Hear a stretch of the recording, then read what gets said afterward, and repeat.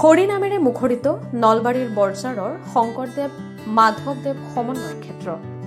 আজিৰে পৰা নলবাৰীৰ বৰঝাৰত অনুষ্ঠিত হৈছে শ্ৰীমন্ত শংকৰদেৱ সংঘৰ নলবাৰী জিলা অধিৱেশন। অসমৰ ধৰ্মীয় আকাশৰ উজ্জ্বল জ্যোতিষ্ক জগতগুৰু শ্ৰীমন্ত শংকৰদেৱৰ ধৰ্ম দৰ্শন আৰু সংস্কৃতিৰ ধ্বজাবাহী গুৰুজনাৰ পবিত্ৰ নামেৰে সুপ্ৰতিষ্ঠিত অনুষ্ঠান শ্ৰীমন্ত শংকৰদেৱ সংঘৰ জিলা অধিৱেশনৰ বাবে আজিৰে পৰা হৰিনামত নিমজ্জিত হৈ পৰিছে সমগ্ৰ অঞ্চল।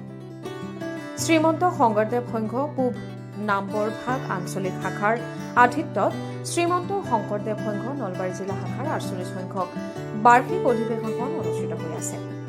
আজি পুৱাৰ ভাগত পৰিৱেশ নিকাকৰণৰ পিছত নামঘৰত দ্বাৰ উন্মোচন কৰে শ্ৰীমন্ত শংকৰদেৱ সংঘ নলবাৰী জিলা শাখাৰ শৰণ সদস্য লংকেশ্বৰ কলিতাই।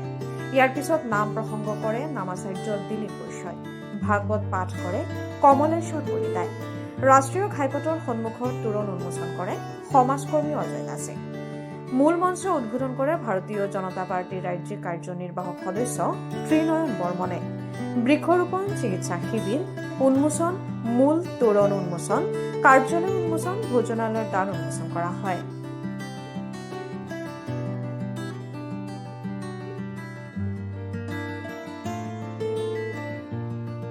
শংকৰদেৱ সংঘ শংকৰদেৱ আঞ্চলিক শাখাৰ আতিথ্যত অহা আজি 31 জানুৱাৰী আৰু 1 ফেব্ৰুৱাৰী এই তিনিদিনীয়া বৰ্ণাঢ্য কাৰ্যসূচীৰে শংকৰদেৱ আঞ্চলিক শাখাৰ আতিথ্যত নলবাৰী জিলা শাখাৰ 48 সংখ্যক বাৰ্ষিক অধিৱেশনভাগি আমি অনুষ্ঠিত কৰাৰ মানস কৰিছোঁ।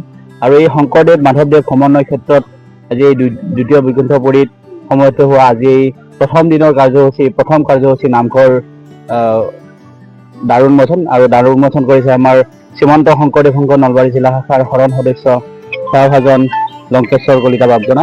আৰু ইয়াৰ লগে লগে পশ্চিম দিশত থকা তৰণ, উপসমিতিসমূহৰ কাৰ্যালয়, আদৰণি সমিতিৰ কাৰ্যালয়, অতিথিশালা, মূল মঞ্চ এই আটাইবিলাকে আমাৰ উন্মোচন হ'ল।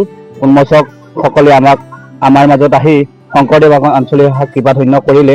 আৰু এই চেগতে আপোনাসৱৰ জৰিয়তে আমি নিবেদন জনাব বিচাৰিছোঁ শ্ৰীমন্ত শংকৰদেৱ সংঘ নলবাৰী জিলা শাখাৰ সমূহ ভক্তপ্ৰাণ ৰাইজলৈ আমি অধীৰ আগ্ৰহেৰে এই 48 সংখ্যক বাৰ্ষিক অধিৱেশনৰ শংকৰদেৱ আঞ্চলিক শাখাৰ আতিথ্য কৰাৰ কাৰণে আমাৰ আঞ্চলিক শাখাৰ আই মাতৃ সেৱা বাহিনী বাপাই সমস্তই অধীৰ আগ্ৰহেৰে ভকত সেৱাৰ কাৰণে আমি আগবাঢ়িছোঁ। আৰু লগে লগে এই চেগতে সমূহ বাপাই সমস্তকে আমাৰ এই শংকৰদেৱ মাধৱদেৱ সময় ক্ষেত্ৰত আহি দ্বিতীয় বৈকুণ্ঠপুৰীত সমবেত হোৱাৰ কাৰণে আৰু এই বৈকুণ্ঠপুৰীত ৰূপায়ণ কৰাৰ কাৰণে সদৌতি শ্ৰীচৰণ সেৱা নিবেদন কৰিছোঁ। জয় গুৰু শংকৰ।